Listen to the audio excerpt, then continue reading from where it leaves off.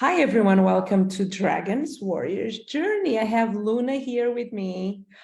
Um, I love, if you are just listening to this, you can see how beautiful Luna is, but it's just everything is, your look is very special and your energy is beautiful. Thank you so much for taking the time to be here with me, with us, with this community.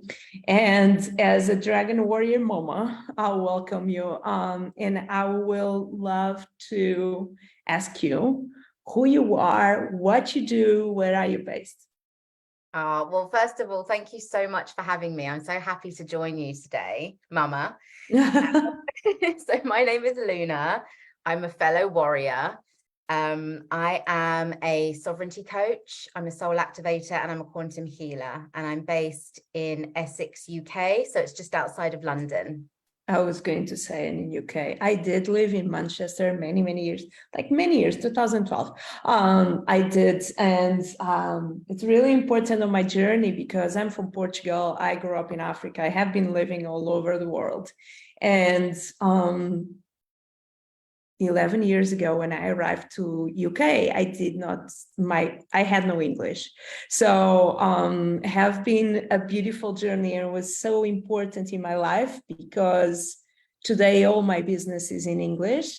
And it was really an important moment for me. It was really funny for me to go to arrive to a country where everyone calls love to everyone. That was like so confusing to me. Like you go to post office and everyone say, hi, love. And it's like, what is, it's a beautiful culture.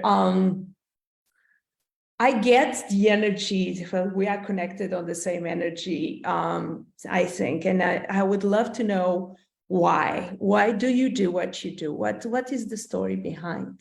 Why do I do what I do? Well, I was born to do what I do. I chose to incarnate on this planet at the time because I have a planetary service contract. I'm an indigo, and I have an indigo mission, which is to awaken, activate, and raise the consciousness and frequency of humanity on the planet. And I do that in a variety of different ways. My primary way is through love. That's my medium. Spirit called me a love worker once when I was doing some channeling, some like automatic writing, and they proclaimed me a love worker. And I was like, what does that mean? That sounds a bit, and they were like, no, not a sex worker, a love worker. Your medium. I was like, oh, okay, cool. But yeah, my medium is love. So it's basically about spreading the love and the light. But I also use quantum healing. So the kind of healing that I do works on the quantum level. So it's not woo-woo, it's science. It's actually science. Because I believe in spirituality and science meeting as one. You know, they're not mutually exclusive. It's just different terminology. So I like to bridge the two worlds because I live in both worlds. I'm a science geek, but I'm also very spiritual. And so, yeah, the kind of healing I do, things like auric clearing, karmic clearing, soul level blockage removal, DNA activation, all of these things basically work at the thought energy blueprint level from which matter manifests, from which our entire reality manifests. You know, if you think of an architect, when they design a building, they start with a blueprint, right? And then the actual physical building is created out of that blueprint. Well, that's the same in our holographic universe, in our 3D reality. All matter is manifested from thought. Everything around you. So everything around you was in one moment an idea. Yes. The building where you are, the chair where you sit, the Metatron that you have behind you, whatever it is always, it came from an idea. I think, sorry to interrupt you, but I think like when people think about manifesting, I think the only thing they really need is clarity in what they want, because there is where, and I love both things. I think we have that in common because, for example, I do healing with tapping and EFT. What feels like woohoo but at the same time is like based in science. So, Yeah. or you can have a little device like a Healy, a frequency. So it's amazing, and I'm so in love for quantum field and learning about that, because it goes deep. It's not just like It's the deepest. It's the deepest you can go. And I love what you said about, clarity. It's so important to have clarity about what your desires are, what your North Star is. And then it's simply a case of coming into alignment with it. Have so many invisible barriers and forces and blockages that are standing in between us and our desires. And most people don't feel they have any sense of control over those. They're just things that are getting in the way, and they don't seem to get what they want. So what I do is I systematically, work with people to lift off and clear those layers of blockages and invisible forces and barriers that are standing between them and their desires and their sovereignty, so that they can operate in complete autonomy and authority in their own life and manifest on purpose. And owning their own power. I think it's a really, I have two questions for you. One is it's really interesting. The more wake you get about everything, the more it's kind of weird, because you should feel more in the flow, and you feel like the world is going against you in the first moment, because you are so aware of so many things. That is one of like my journey of waking up and like feeling, oh my God, now I see so many details. Then I can get overwhelmed with everything. When you are sleeping and you are kind of in a zombie mode, it's like you don't feel anything. You don't feel that problems. You don't feel the energies of the planet. You don't feel how Leo energy is like, or Mercury retrograde is working to you.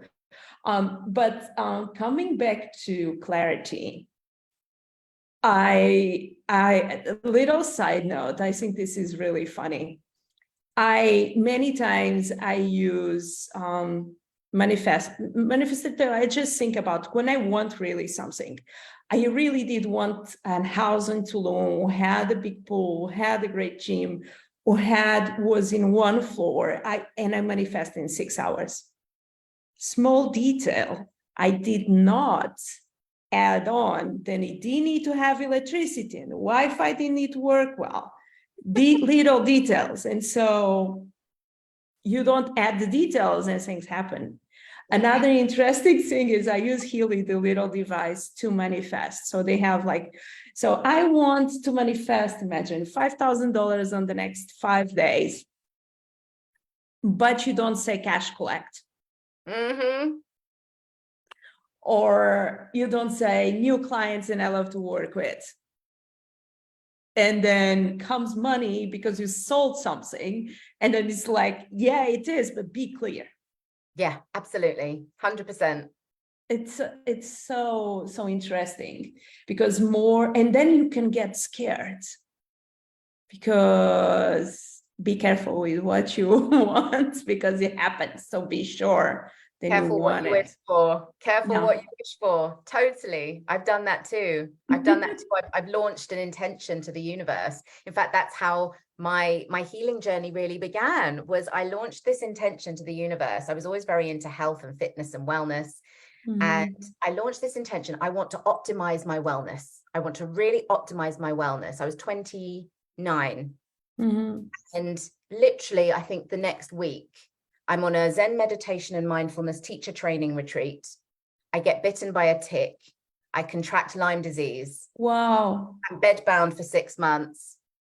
And this began a 10-year long health battle, where I was bedbound for most of it, with 2 opposing illnesses, with completely different, both told they were incurable, with completely different prognoses and treatments or whatever. The doctors couldn't help me. They were stumped. I was on my own. And I was thinking, careful what you wish for. I wanted to optimize my wellness. And it was almost like the universe gave me this little nudge and just went, you want to optimize your wellness? Okay, this is how you're going to get there. So I had to experience extreme illness to walk that path of achieving wellness. And not only was it that, but I knew that when this happened, I immediately just, my soul knew. I was like, this is my mission. Not only am I going to get myself well and heal myself, I'm here to teach and help other people do the same. Oh my God, I really deeply and completely, like we say in tapping, believe, and that is my mission as well. Like, you cannot coach and support and help if you did not went through, I don't want to say help, but if you did not went to challenge. You need that. You need to be able to say, look, I had everything and I lost everything. I tried to kill myself, I don't know how many times. I went to depression. I suffer from anxiety. I have family problems. I have whatever comes up to you, because as a coach, and this is really different from the vibe than normally on the coaching world and more on the business coaching world you have. It's such a male energy about money, money, money, money, go, go, go, high ticket, high ticket, high ticket. But wait a second, is a person on the other side who needs to build the muscle to become a coach, to receive the money, to serve people. I know certain people are happy to do it as go with the flow, other people are not. And the people then I attract are not. So they are very heart-centered coach, so they suffer with that. How was for you, and this is a question, I have a lot of spiritual coaches that I work with. How was for you to build your business, going from healing to, okay, let's start attracting clients and let's start serving people? Was it an easy transition, or did you had moments then you felt like, I just want to help everyone? Let me tell you, I always had that. I just want to help everyone, because my shadow side, and I've done extensive shadow work, my shadow side is hero, savior, complex. I want to heal the world, right? Even as a little girl, I was just like, I want to be a doctor. I want to heal everyone. I want to make the world better. I want everyone to be happy. And I felt this sense of responsibility and duty, which partially was due to my planetary service contract, but partly was coming from a martyr wound that came from inherited karmic imprints from my ancestral line, but also through childhood trauma and the family dynamics that I grew up in, where I was the good girl, I was the cement that held everyone together, and I took that into my adulthood. So I always had this desire to just want to help and heal and rescue and serve everybody, to my detriment, until I learned how to approach that in a healthy way. So, I mean, I began working with people one-to-one, in person, very small. I always stayed very small and very hidden because I was full of fear and I didn't want to be seen and I didn't want to be visible. Didn't have a lot of self-worth. And that was also coming from that martyr wound. I'm here to serve, but I can't receive. And my illness really was a massive catalyst for healing and change for me. And the whole time during that 10 years of being bedbound, I used that time very, very wisely. And I just went on a relentless mission. I was working the whole time, 24/7, training up in different modalities. That's how I discovered quantum healing. I was working, I was studying, I was learning, I was training. So then when I emerged, we were in lockdown. And I had this burning desire to serve and to help everybody. All my work kind of went online. And what I recognized from that was the beauty of what I do, because it's energy work. And in the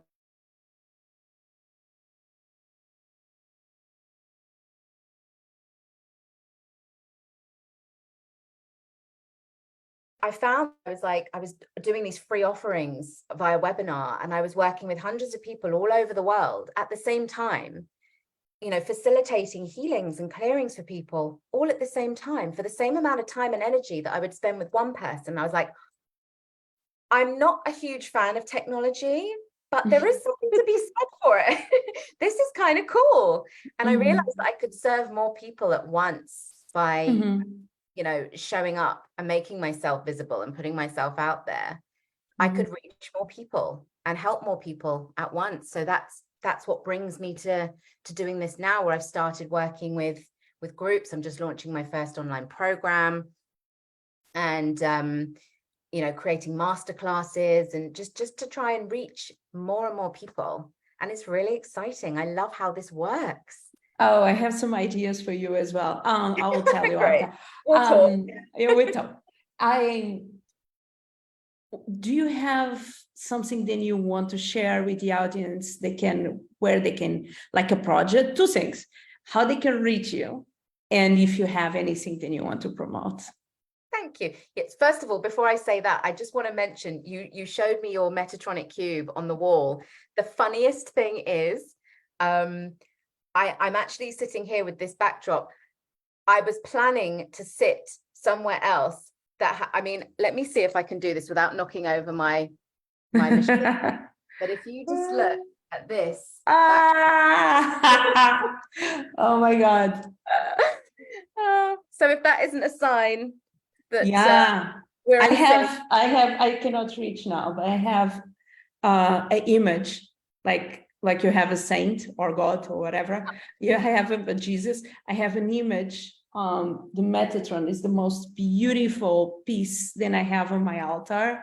I have a money altar and crystals and a bell that I ring each time I close a client, and like pyramids and little things and dragons, and you know, it's our magic place. And I could be doing, and this is like a funny challenge.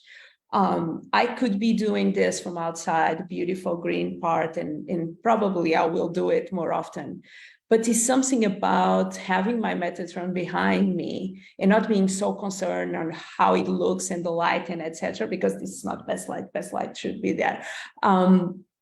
I think it's an energy, then it's fantastic. And I did not know, and I'm going to share this with you, and please after promote your beautiful work. I am going to share a story. I did not understand or know anything about sacred geometry. I always had a connection to Metatron without knowing. That is another story. And one time I did a mushroom trip, and I was on the beach, very light, nothing. And I was on the beach, and I swear this is true. On the top, so it was like I was on a dome, like a full like bubble, crystal bubble on top of me. And all the crystal bubble is like the flower of life, the flower of life. Yeah. And it was changing colors in purple and pink, and it keeps moving. And there I realized, okay, so this is what you are talking about. Because I had, I don't have it anymore, but I have the flower of life, and I did know, but I never did see it or saw it. So it was amazing. It was one of the, obviously, and the connection and all the things that come with mushroom trip. But that was the most ridiculous, beautiful thing I ever saw. Wow. So, yeah. Powerful. Well, yeah, Metatron is my main, my higher self master guide. So I work with the Metatron energy a lot, but also sacred. It's interesting you talk about sacred geometry, because in the work that I do, the quantum healing work, I use sacred geometric codes that are downloaded from the absolute harmonic universe. Because the language, as you probably know, the language of the higher self is symbols, light, color, and sound. And so I use these sacred codes in my clearing work to speak directly to the higher self, because they contain all the mathematical programs and instructions and directions for all the clearings. Because the way that I work, it's actually your higher self working with you, doing the clearings and the healings for you. I'm just facilitating it. So it's the safest form of healing you can possibly have, because it's you working with you. And sacred geometry is so powerful, because it's literally an activation. As soon as you look at it, through something called optical pineal induction, you're literally transmitting the code into your field, into your third eye. It's interacting with you and it's talking to your higher self and communicating. It's amazing. I used to put a sticker of Flower of Life or Metatron in different things here at home, or whatever home I am, because I'm always traveling. But it's I found it really interesting about sacred geometry and cats. They have a thing with, so as crystals, secret geometry. And when I'm doing tapping, I have a group coaching where I do tapping circle, magical circle. And I don't know what is about my cat and the cats of other people that are doing tapping on Zoom. They feel that energy. I love dogs as well, but it's very interesting. Living with the cat in the last 2 years is very interesting to understand how sensitive they are to different energies. Yeah. Even the Healy, I don't know if you know, Healy is a device. Do you have another device connected with Healy? Then is the Mag Healy. It's a device that you use at home. It looks like a miniature of a spaceship or something like that. And we had it at home for 1 or 2 days. We had someone who brought it. And we are like, they have a special frequency for pets. And we in that frequency, and our cat came out from the street. She was out walking. She came in and she lay down on top of that. So it's not even a comfortable thing to do. So it's really, really, I don't understand. I don't want to judge. It's difficult for me to see people saying they don't believe in energy, because even sound is energy. I was a DJ for many, many years. So even sound is energy. So it's amazing. But coming back to you, how can people find you? So, and what kind of, do you have any offer or anything that you want to promote or anything that's coming up? thank you. Yeah, so you can find me on Facebook, Luna Starfeather. I think there's probably only one, as far as I'm aware. Or my business page, Luna Starfeather Divine Coaching, and that's my Instagram handle as well, Luna Starfeather Divine Coaching. And if you want to connect with me, I'm on LinkedIn as well. But if you want to connect with me, just send me a direct message on Facebook. I have a very exclusive, brand new, exciting 6-week program coming up beginning the 2nd of October. I'm enrolling. It's called the Ultimate Sovereignty Quantum Upgrade. So it's a 6-week live journey where there'll be 6 live classes, and I'm going to be taking everybody through a really powerful transformation. So every week there's going to be live clearings and activations.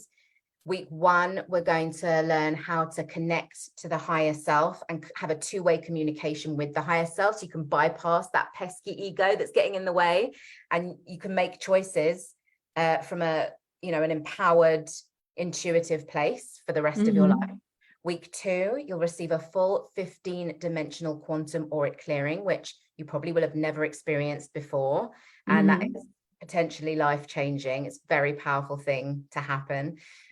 Week 3 will be a mental level and transcendental level inquiry into all your discordant thoughts and limiting beliefs, and we will transmute them from the entire field through and clear all past analogical experiences from where you've gone analogical with those beliefs. So what we do is, when we clear all these blockages, we transmute them through all 15 layers of our multidimensional anatomy into a no thing, into unmanifest matter. So when we do these clearings, they are permanent. They cannot come back. We are wiping them clean. We're then going to go into karmic clearing. This is really exciting. Karmic clearing, clearing karma. In one session, we're going to clear thousands and thousands of years worth of karma, inherited karmic imprints that you've inherited from the earth upon incarnation, that you've inherited from your ancestral line, that you've created yourself. And what happens is, again, we transmute these permanently Mhm. from your entire ancestral line, past, present, and future. So it clears your whole line, including any children you may have or future children, wipes it clean from the soul memory and the I need Akashic. that. We all do, honey. We're all riddled. It's not our fault. It's our birthright. Yeah, okay. And then once we've debugged, we've run all the malware, we've run all the antivirus software, we've cleared out all the clutter, all the stuff that's getting in our way, then I teach you the most powerful, bulletproof technique available to humanity for quantum manifestation. It's a whole scientific, energetic process. It works. It's basically, this work is like, if you've ever dabbled with the law of attraction or The Secret or, vision boards and things like that, this is the missing piece. This is the missing link. This is the secret sauce. And it's powerful stuff. So this is going to be an entire energetic upgrade of your system, so that you can manifest your desires on purpose, consciously, deliberately, not by default. So this is putting us back in the driving seat of our own life. So you're the leading actor, you are at the helm and you're driving the car, and there's nothing else interfering and influencing you in your life experience. So that is what I have coming up. And if you're interested, when it starts? It's starting Monday, October 2nd. Wow. And it's going to be weekly. Sessions will be recorded as well for those that can't attend live, because everyone's coming from different time zones. But I'm enrolling now still. So just shoot me a DM if you're interested. And actually, if you sign up on my website, lunarstarfeather.com, I have a free gift that I'm offering, which is a free 20-minute theta quantum level heart clearing and activation. Wow. And that will give you a taste of this work and how powerful it is, because we do auric clearing, karmic clearing, and activation on the heart while bringing you into a theta state. It's a really powerful 15-dimensional healing. So that is my gift from my heart to yours. If you want to sample the magic of this work, just sign up on my website, lunarstarfeather.com, and it's yours. Wow. I have an invitation for you that I'm going to say in a second when we are off camera. A message to your younger self. Oh, you are perfect just as you are. And I have to say that I tune in with my inner child, because inner child healing is one of my specialities as it happens. You obviously intuitively knew that, otherwise you wouldn't have asked me that question. But I've learned to tune in with my little girl every day. And that is all she ever needed to hear was, you're safe. I love you. I've got you. And you're perfect just as you are. And that's all any child really needs to hear. You're safe, you're loved, you're perfect. I always tell this story. But I lost my mom very early in my life. And I always had a feeling that on most difficult moments of my life, someone came back and hugged me and took care of me. And I did think was my mom. And then when I started growing old, I'm 42. When I start becoming an adult and going in this journey, I realized that is me. Yeah. I am the one who goes back in time. I need to say I love your hair. I grew up in Africa and I used to use the same hair. It's painful sometimes, but it looks beautiful and it's so a brand. It's become part of me. It's my goddess hair. I mean, actually, the irony is the reason that I started doing it in the first place was because of the illness I had and all the medication I was put on. I lost a lot of my hair. And so I had it all chopped off because it was, it wasn't great. And I'd never had short hair before and it didn't feel like me.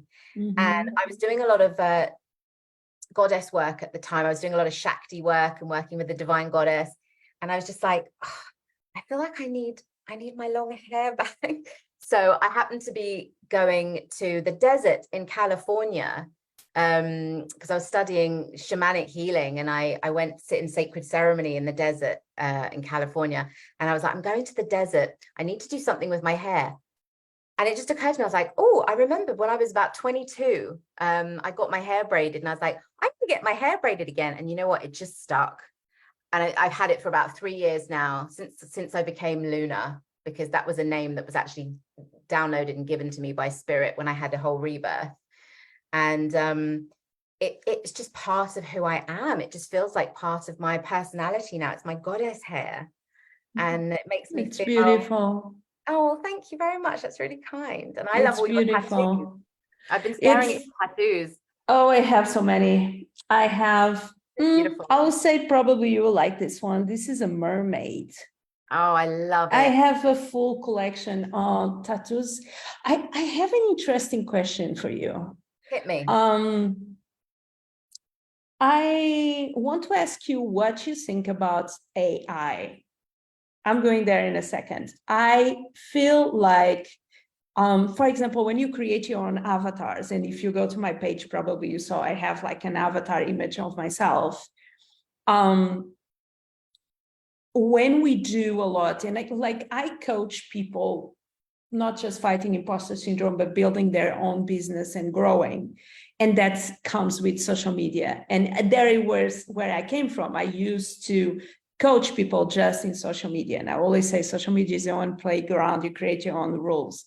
But I found really interesting this AI situation that is going on now, and how in a certain way, when you create an avatar of yourself, you are there, but at the same time, you are shields.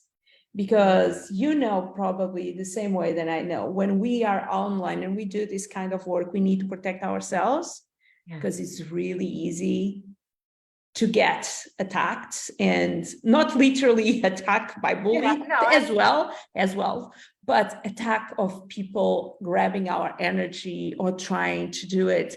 But this is a confused question. But what is your opinion about all of this?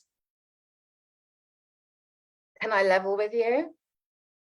You're asking the wrong person. Because you hate technology. AI and technology has never been my bag. It's not my wheelhouse.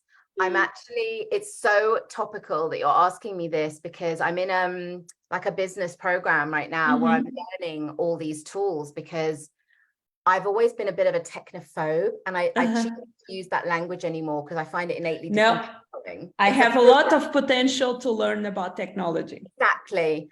I'm ignorant, but I'm smart. So I'm ignorant. I'm in the process. Yeah, I'm ignorant in the sense that I don't know about it, but I'm smart. I can figure it out. But it's not my wheelhouse. It doesn't interest me. I'm a people person. I like to be authentic. I like to interact with people. So in one respect, I don't really understand technology because I can't reason with a machine. On the other hand, look what it can do. I can reach all these people all over the world at the same time. So when it works, it's wonderful when I understand it. However, I'm actually, going through my own little educational journey with it all so that I can learn how to use it myself. It blows my brain. I get you. I love technology. It blows my brain. It was like, it blows my brain. Sometimes you're like, oh, can I do this? And I can do this, and I can, it's a rabbit hole. I just don't get it. Last question. Yeah. Share with us, can be your own or something that you like, a quote or affirmation. Oh, there's a beautiful quote by Rumi. I want to get it right. I want to do it justice. Our task is not to seek for love, but rather to seek and find the barriers within ourselves the barriers within ourselves to it. That's it. Our task is not to seek for love, but instead to seek and find the barriers we have within ourselves to it. Mm-hmm. And that just sums it up. That just sums it up. And I don't think the reference is just around like romantic love in that sense, but I think divine universal. Everything is love. Everything is love. And in the same way, then you say you are a love worker, what you said, I feel the same. I operate into or by love. And the frontier between the reason why you are operating through love and helping people and giving, many people say, oh, you are doing that because you don't love yourself a lot. I don't think it's exactly like that. I think certain people came to this world with an amazing capacity of love and with an amazing capacity of using the energy of love to make things happen. So we need to think about and like changing, oh yeah, you just giving because you don't love yourself enough. Not exactly, because it's always as well the delicious selfish pleasure of giving. Absolutely. Absolutely. And there's something I like to call divine selfishness, which is about, you know, considering the self, putting yourself first as well. It took me till I was 38 for it to even occur to me that I was here to serve myself as well as the world. And I'm 40 now, so it's a relatively new place for me to be in.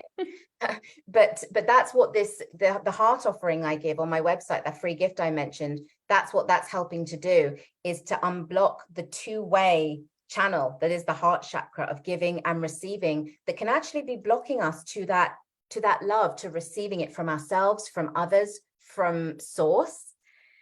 Because for a lot of us, especially us light workers, it's very easy to give, but it's not so easy to receive. And that's a lot of the work I do. Like the Rumi quote is about seeking and finding those barriers within ourselves that are blocking that love and clearing them so that we can allow that love in. And then that's what healing is, making whole. 100%. Thank you, Luna. Thank you. Thank you so much. Thank you for coming and sharing your dragon journey story. I'm going to say bye to you properly. Now I'm going to say bye to these beautiful people. Please comment, put hashtag replay if you did watch this on replay. I should ask this hashtag on the beginning. Just live your dream and make it happen. And me and Luna, we are here on this side if you need us. Sending you lots of love. Bye-bye. Bye-bye.